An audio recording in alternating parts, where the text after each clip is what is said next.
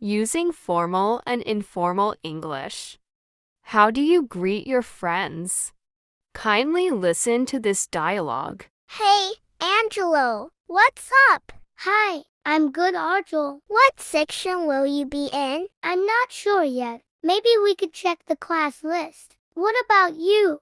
I'm not sure either. Okay, let's find out. Yeah, let's go. This is cool. We belong to the same section again. I think we should find out who our homeroom teacher is. The two friends went to their classroom. Good morning, everyone. I am Mrs. Pinello. I am your homeroom teacher this school year. Good morning, Mrs. Pinello. Welcome to 6th class. I look forward to having an enjoyable year with you. Thank you, Mrs. Pinello. How did you find the dialogue?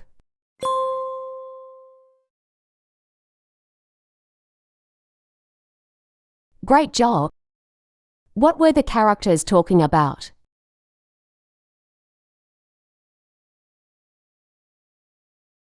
Excellent. Focus on the underlined words. Are they appropriately used? Which words would you consider to be formal English? What about the words that are considered informal? Why? Formal language. We use formal language when conducting business meetings, giving lectures, or presenting proposals. We also use it when phrasal verbs and contractions, example request instead of ask for, or cannot instead of can't, would be inappropriate. Informal language. We use informal language in our personal conversations every day. It is often used when speech is improvised or is delivered without preparation. When we use it, pronunciation of words and phrases are often shortened and simplified. Example, I'm going instead of I am going. Now, let us read the following pairs of sentences. It is a pleasure to meet you. Nice to meet you.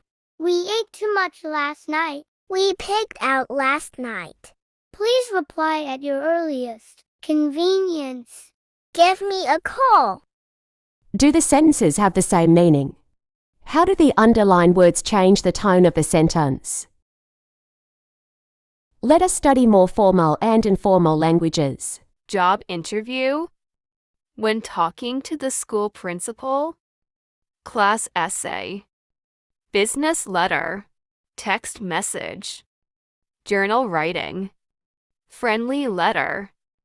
Jotting a note. How do you know when to use formal or informal language? You need to think about, what is the event? Who is the audience? What is the relationship of the speaker to the audience? What is the task you have been assigned with? Remember to know your audience and your purpose before you speak. It is important to always be polite when using formal and informal language. There are times when informal words may be difficult to understand. It sometimes requires context for you to get the meaning of words. An example is the phrase pig out. In the sample sentence, you can get the idea of the possible meaning of the phrase if you know the characteristic of a pig, which in this case could mean the animal's physique or eating a lot. Based on the sentence, eating a lot makes sense. However, there are sentences that provide more obvious hints or clues to understand an unfamiliar informal word or phrase. Study these examples. I pulled an all-nighter for today's exams. That's why I am so sleepy. I spent 30 minutes reading the task sheet to make sure I got everything right. I don't want to screw up the project. What do the underlined words mean? What hints or clues helped you understand the meaning of the words? These hints are called context clues. These help you define an unusual word or words unfamiliar to you. In the first sample sentence, all-nighter may mean stay up all night to study because of the clue sleepy in exams. In the second example, the hint get everything right gave you an idea that screw up means the opposite, to make a mistake or do something wrong. Through context clues, you get to understand the meaning of informal words without the help of the dictionary. Focus.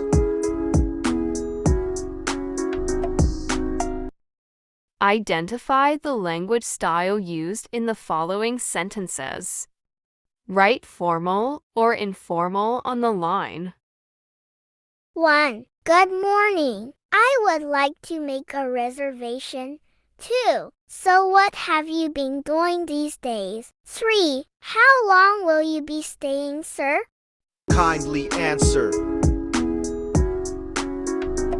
Kindly answer. 4. Sure. That sounds fun. 5. Nope. Why? 6. Allow me to check the availability of our rooms. Kindly answer. Kindly answer. 7. Not much, just the usual stuff. 8. Please take a seat. 9. Hey Mike, need your help. 10. Okay. Kindly answer. Kindly answer. It's your time to review your answers.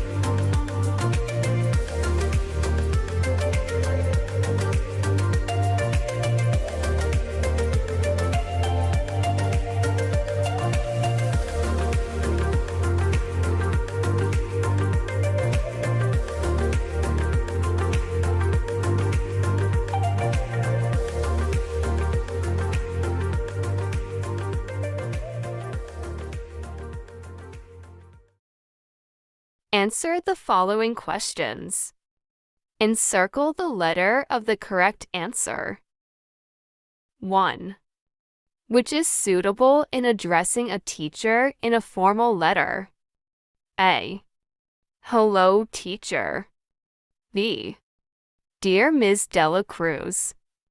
C. Hey, ma'am.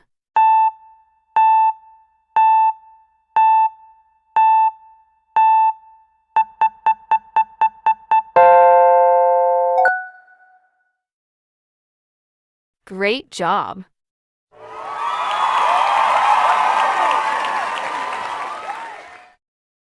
Two. Which can be used to address a friend in an email? A. To whom it may concern. B. Dear Ms. Mabik Diaz.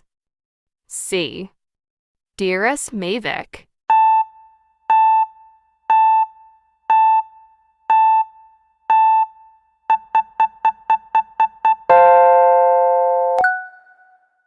Great job!